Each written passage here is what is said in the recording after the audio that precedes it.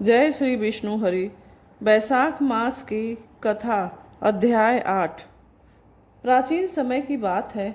एक पवित्र नगर में धर्मशील और सत्यवादी राजा वीरसेन राज्य करते थे।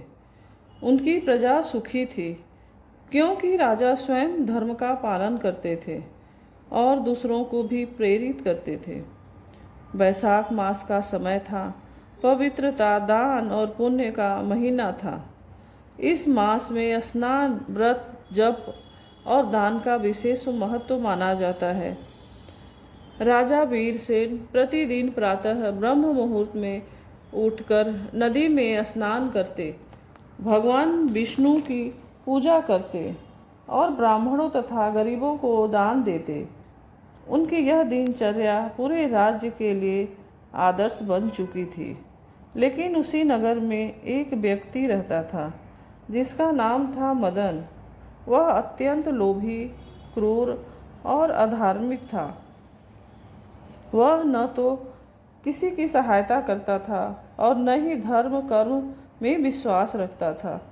मदन का जीवन केवल धन कमाने और दूसरों को ठगने में ही बीतता था। वह सोचता था कि धर्म कर्म केवल समय की बर्बादी है, परंतु उसकी पत्नी, जिसका नाम गौरी था, अत्यंत धार्मिक और सदाचारी थी। वह प्रतिदिन भगवान की पूजा करती और अपने पति को भी समझाने का प्रयास करती, लेकिन मदन उसकी बातों को अनसुना कर देता। एक दिन बैसाख मास का 8वां दिन आया। उस दिन का महत्व बहुत अधिक बताया गया है।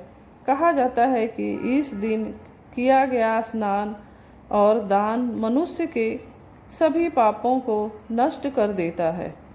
गौरी ने अपने पति से कहा, आज का दिन बहुत पवित्र है, कृपया आप भी मेरे साथ नदी में स्नान करने चलिए और कुछ दान कीजिए।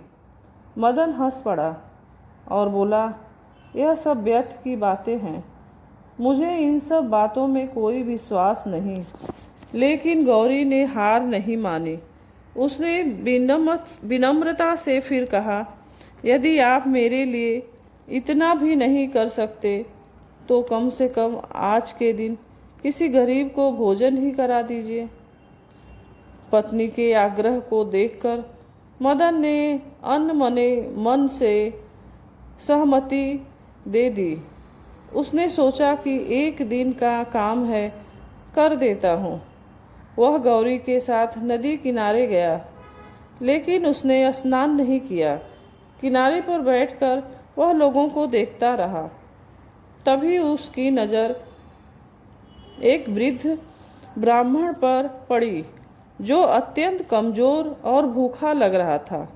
गौरी ने मदन से कहा, देखिए, यह ब्राह्मण भूखा है, कृपया इसे भोजन करा दीजिए। मदन ने अनिच्छा से अपने साथ लाया हुआ भोजन उस ब्राह्मण को दे दिया।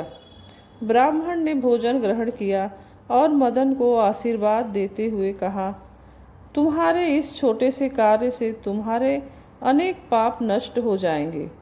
मदन ने इस बात को गंभीरता से नहीं लिया और घर लौट आया। कुछ समय बाद मदन बीमार पड़ गया। उसकी हालत दिन ब दिन बिगड़ती गई। अंततः एक दिन उसकी मृत्यु हो गई। मृत्यु के बाद यमदूत उसे यमलोक ले गए। वहाँ उसके जीवन के सभी कर्मों का लेखा जोखा देखा गया। मदन के पाप बहुत अधिक थे, इसलिए उसे नरक में भेजने का आदेश दिया गया। लेकिन तभी एक दिव्य प्रकाश प्रकट हुआ और वह भगवान विष्णु के दूत वहाँ आए।